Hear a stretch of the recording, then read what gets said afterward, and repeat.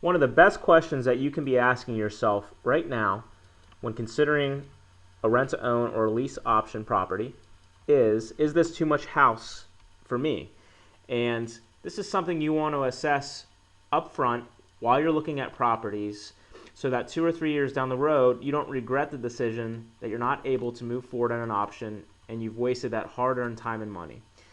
So give yourself time before making any emotional decisions. Don't sign any contracts until you've taken the time to research, even if the deal seems phenomenal and you feel like you found that dream property.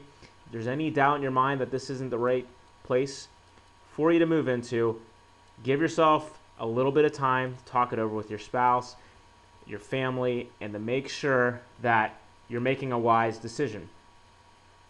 There's plenty of properties out there and a lot of opportunities that'll open for rent-to-owns, so you're not relying on any one property. Secondly, payments should be no more than 1/3 of your gross income before taxes. Extremely important, so that, and this is in the sense that you're assessing from what the property is going to be worth when you purchase and getting an idea of what your mortgage payments will be. Now, this will be an estimate because you don't know exactly what kind of terms you'll get, but gauge that, give yourself an idea if you're running close to that fine line of going over, and you don't want to be too much over that. I mean, 1/3 or less is ideal. That's where you want to be.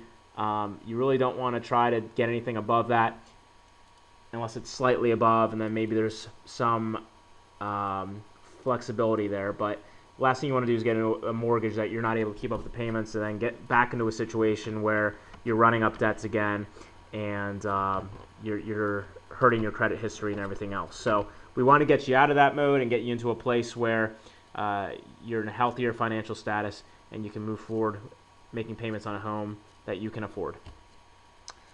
Third, consider other costs such as the future repairs that might need to be done on the home or that you'd like to do once you own it, and the approximate cost for taxes and insurance that'll be tagged on as well.